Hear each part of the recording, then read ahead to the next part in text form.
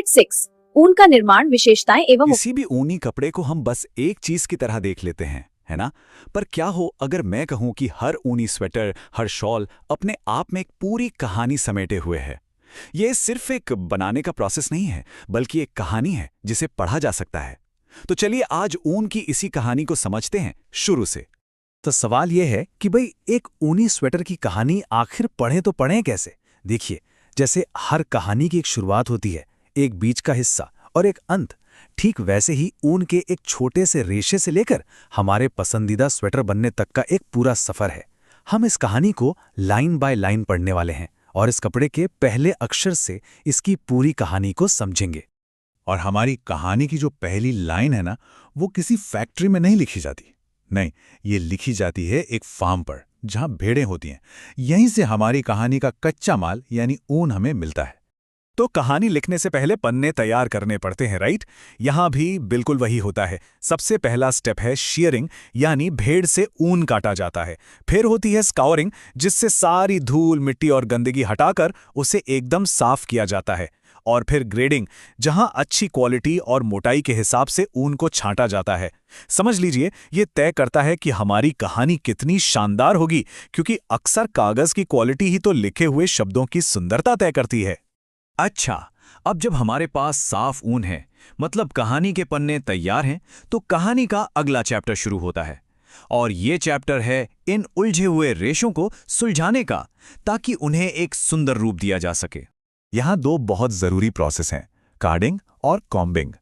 Carding को आप एक नॉर्मल कंघी की तरह समझ सकते हैं, जो सारे रेशों को सीधा कर देती है, उनकी उलझन मिटा देती है। और वहीं कॉम्बिंग एक जरा स्पेशल प्रोसेस है, जो सिर्फ लंबे और बढ़िया रेशों को अलग करती है। इससे ये पक्का हो जाता है कि हमारी कहानी के जो शब्द बनेंगे, यानी धागे, वो एकदम साफ और एक जैसे हों। और अब आता है कहानी का सबसे जरूरी मोड़, वो पल जहां हजारों अलग अलग बिखरे हुए रेशे मिलकर एक मजबूत धागे में बदल जाते हैं। यहीं से हमारी कहानी के मेन कैरेक्टर का, हमारे हीरो का जन्म होता है। और ये हीरो है धागा, या जिसे यान भी कहते हैं। ये तैयार रेशों को घुमाकर बनाया गया एक लंबा और मजबूत सूत्र है। इस धागे की मोटाई और इसकी ताकत ही ये तय करेगी कि आखिर में बनने वाला कपड़ा कैसा होगा। इसी पर तो हमारी पूरी कहानी की नींव टिकी हुई है। तो अब जब हमारे पास कहानी का मेन कैरेक्टर यानी धागा तैयार है, तो अगला चैप्टर हमें ये बताता है कि ये सारे धागे आपस में मिलकर एक बड़ी कहानी यानी कपड़ा कैसे बनाते हैं। कपड़ा बनाने के दो मेन तरीके हैं। पहला है वीविंग यानी बुनाई। इसमें धागों को एक दूसरे के ऊपर नीचे से निकालकर एक ठोस कपड़ा बनाया जाता है। और दूसरा है निटिंग, जिसमें फंदों को आपस में गूंथकर एक लचीला कपड़ा बनता है, जैसे कि हमारे स्वेटर। दोनों ही तरीके कहानी को बिल्कुल अलग अलग अंदाज में बयां करते हैं। जब हम वीविंग यानी बुनाई की बात करते हैं, तो ताना और बाना इसके दो आधार हैं। ताना वो धागे हैं जो लंबाई में होते हैं, और बाना वो धागे हैं जो चौड़ाई में बुने जाते हैं। ये कहानी की दो ऐसी लाइनें हैं जो आपस में मिलकर कपड़े का पूरा ढांचा बनाती हैं, ठीक वैसे ही जैसे आड़ी और खड़ी लाइनें मिलकर एक पन्ने पर लिखा टेक्स्ट बनाती हैं। हमारी कहानी अब अपने आखिरी चैप्टर की तरफ बढ़ रही है। ये वो हिस्सा है जहां कपड़े को उसकी अपनी एक पहचान, एक अनोखा व्यक्तित्व मिलता है और उसे दुनिया में अपनी भूमिका निभाने के लिए तैयार किया जाता है। सबसे पहले होती है डाइंग यानी रंगाई। ये प्रोसेस कहानी में इमोशंस और रंग भरता है। इसके बाद आती है फिनिशिंग। इसमें ब्रशिंग, फुलिंग और प्रेसिंग जैसी तकनीकें कपड़े में जान डाल देती हैं। ये कपड़े को मुलायम, चमकदार और आकर्षक बनाती हैं। ये बिल्कुल वैसा ही है जैसे एक अच्छा एडिटर कहानी को तब तक तराशता है जब तक वो परफेक्ट ना हो जाए। और इस लंबे, खूबसूरत सफर का नतीजा क्या होता है? एक सुंदर सा स्वेटर, एक गर्म शॉल या एक आरामदायक कंबल। ये उस कहानी का आखिरी पन्ना है जो एक छोटे से रेशे से शुरू हुई थी और अब एक खूबसूरत चीज में तब्दील हो चुकी है। तो आइए इस पूरी कहानी को एक नज़र में फिर से देख लेते हैं। भेड़ के ऊन से कहानी शुरू हुई, वो कार्डिंग और कॉम्बिंग से गुजरा, फिर धागे में बदला। उसके बाद बुनाई या नीटिंग से कपड़ा बना, जिसे रंग और फिनिशिंग दी गई, और आखिर में एक तैयार कपड़ा हमारे सामने आया। ये एक ऐसी कहानी है जिसे सिर्फ पढ़ा नहीं बल्कि पहना भी जा सकता है। चलिए आज एक बहुत ही दिलचस्प कहानी सुनते हैं। ये कहानी है एक धागे की, एक ऐसे धागे की जो भेड़ की पीठ से निकलकर हमारे आरामदायक कपड़ों तक का लंबा सफर तय करता है। तो आइए इस कहानी को परत दर परत समझते हैं। सर्दियों में एक गरम मुलायम स्वेटर में लिपटने का जो एहसास है वो कितना सुकून देता है ना? पर कभी सोचा है कि इस गर्माहट के पीछे कितनी लंबी कहानी छिपी है? आखिर ये स्वेटर बनता कैसे है? इसका सफर शुरू कहाँ से होता है? आज इसी का पता लगाएंगे। ठीक है, तो ये रहा हमारे आज के सफर का पूरा नक्शा। हम इस कहानी को 5 हिस्सों में देखेंगे। सबसे पहले भेड़ से ऊन तक का सफर, फिर रेशों की तैयारी कैसे होती है, उसके बाद धागा कैसे बनता है, फिर उस धागे से कपड़ा, और आखिर में उसे वो खूबसूरत रंग और फाइनल टच कैसे मिलता है। चलिए पहले कदम से शुरू करते हैं। तो हमारे सफर का पहला पड़ाव हमें सीधे खेतों में ले जाता है, जहां भेड़ें होती हैं। किसी भी शानदार ऊनी कपड़े की कहानी यहीं से शुरू होती है, मतलब उसके रॉ मटेरियल यानी कच्चे माल को इकट्ठा करने और उसे तैयार करने से। तो होता क्या है कि सबसे पहले भेड़ों के शरीर से ऊन काटी जाती है, इसे शीयरिंग कहते हैं। फिर उस ऊन को बहुत अच्छी तरह धोया जाता है ताकि सारी धूल, मिट्टी और एक खास तरह की प्राकृतिक चिकनाई वो सब निकल जाए। और आखिर में ऊन की क्वालिटी के हिसाब से उसे अलग अलग छांट लिया जाता है। अब ये जो साफ करने की प्रक्रिया है ना, जिसे स्काउरिंग कहते हैं, ये बहुत ज़रूरी है। ऊन में कुदरती तौर पर एक वैक्स जैसा पदार्थ होता है, लैनोलिन। अगर इसे और बाकी गंदगी को ठीक से ना हटाया जाए तो बाद में धागा भी कमज़ोर बनेगा और उस पर रंग भी ठीक से नहीं चढ़ेगा।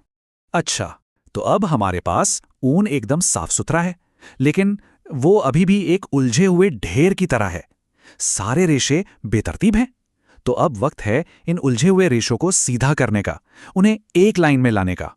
यहां 2 मुख्य तकनीकें काम आती हैं, कार्डिंग और कॉम्बिंग। इसे ठीक वैसे ही समझिए जैसे हम अपने बाल सुलझाते हैं।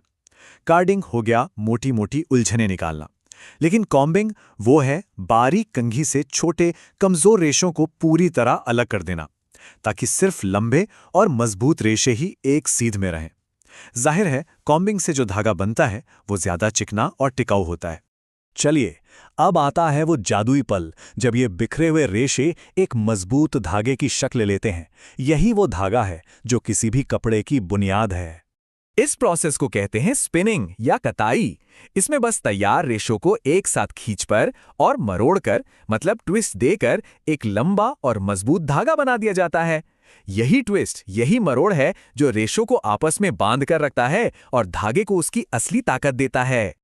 और पता है, कपड़े की पूरी किस्मत असल में यहीं तय हो जाती है। धागा कितना मोटा है, कितना पतला है, या उसे कितना कसा गया है, इसी से तय होगा कि फाइनल कपड़ा मुलायम और हल्का बनेगा या फिर मोटा और गर्म। कपड़े की असली क्वालिटी तो इसी धागे में छुपी होती है। तो धागा तो तैयार हो गया, अब बारी है इन अनगिनत धागों को आपस में जोड़कर एक कपड़े का रूप देने की। और इसके लिए भी मुख्य रूप से 2 तरीके इस्तेमाल किए जाते हैं। ये 2 तरीके हैं, वीविंग यानी बुनाई और निटिंग। वीविंग में धागों का एक जाल सा बुना जाता है, एक ऊपर एक नीचे। इससे बनता है एकदम टिकाऊ कपड़ा, जैसा कोट या पैंट में होता है। और दूसरा है निटिंग।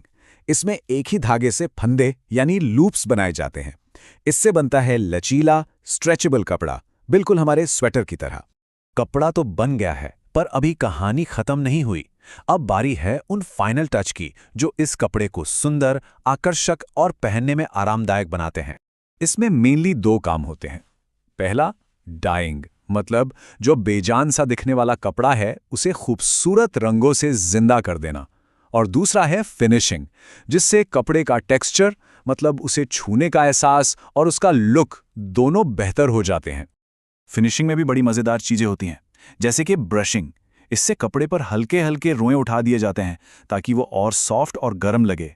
एक फुलिंग प्रोसेस होती है जिसमें कपड़े को और घना बना दिया जाता है। और प्रेसिंग से तो हम सब वाकिफ़ हैं। इससे सारी सिलवटें गायब हो जाती हैं और एक शानदार चमक आ जाती है। तो एक बार फिर से इस पूरे सफर पर नजर डालते हैं। देखिए, कहानी शुरू हुई भेड़ से, फिर रेशों की तैयारी हुई, उनसे धागा बना, धागे से कपड़ा बुना गया, और आखिर में रंगाई और फिनिशिंग के बाद एक खूबसूरत वस्त्र तैयार हो गया। है ना एक कमाल का ट्रांसफॉर्मेशन? और इसी लंबी और जटिल प्रक्रिया का नतीजा है वो सारी चीजें जो हमें इतनी पसंद हैं। हमारे गर्म स्वेटर्स, शॉल, मुलायम कंबल और जैकेट। ये सब उसी एक धागे की कहानी का खूबसूरत अंत है। चलिए आज एक बहुत ही आम लेकिन थोड़ी रहस्यमय चीज के बारे में बात करते हैं, स्टैटिक क्लिंग। मतलब कपड़ों का शरीर से चिपकना। और इसमें हम खास तौर पर उस एक फैब्रिक पर ध्यान देंगे जो अक्सर इसका सबसे बड़ा कारण होता है, नायलॉन। ये एक ऐसा एक्सपीरियंस है जो हम सब ने कभी ना कभी महसूस किया ही होगा। जब कोई स्वेटर उतारते हैं तो वो चट-चट की आवाज या कोई ड्रेस या स्कर्ट पैरों से चिपक जाती है। तो भी ऐसा होता क्यों है? आइए आज इसी पहेली को सुलझाते हैं। देखिए, स्टैटिक क्लिंग को समझने की जो चाबी है ना, वो नायलॉन को समझने में ही छिपी है। तो सबसे पहले ये जानना बहुत जरूरी है कि आखिर ये फैब्रिक है क्या और इसकी खासियतें क्या-क्या हैं। ठीक है, तो जरा इसके गुणों पर नजर डालते हैं। नायलॉन हल्का होता है, चमकदार और रेशमी दिखता है, काफी मजबूत भी है और इसमें खिंचने के बाद वापस अपनी शेप में आने की अच्छी क्षमता होती है। लेकिन यहां सबसे काम की बात है इसकी नमी सोखने की क्षमता। यह सिर्फ 4 से 5% नमी सोखता है। इसका मतलब यह हुआ कि यह ज्यादातर सूखा ही रहता है। बस इसी पॉइंट को याद रखिएगा, यह आगे बहुत काम आने वाला है। तो कुल मिलाकर कहानी ये है कि नायलॉन एक बहुत ही शानदार फैब्रिक है, हल्का, मजबूत और लंबे समय तक चलने वाला। और इन्हीं वजहों से ये इतना पॉपुलर भी है। लेकिन मजे की बात यह है कि यही गुण स्टैटिक क्लिंग की वजह भी बन जाते हैं। अच्छा, तो अब हम नायलॉन के बारे में तो जान गए हैं। अब समझते हैं उस साइंस को जिसकी वजह से ये चिपकता है। और वो साइंस है स्टैटिक इलेक्ट्रिसिटी, या जिसे हम स्थिर विद्युत कहते हैं। तो ये स्टैटिक इलेक्ट्रिसिटी आखिर है क्या चीज़? देखिए, बहुत ही सिंपल भाषा में कहें तो ये किसी भी चीज़ की सतह पर इलेक्ट्रिक चार्ज का बैलेंस बिगड़ जाना है। और ये तब होता है जब छोटे छोटे कण, जिन्हें हम इलेक्ट्रॉन्स कहते हैं, एक सतह से कूदकर दूसरी सतह पर चले जाते हैं। ये बिल्कुल प्योर फिजिक्स है।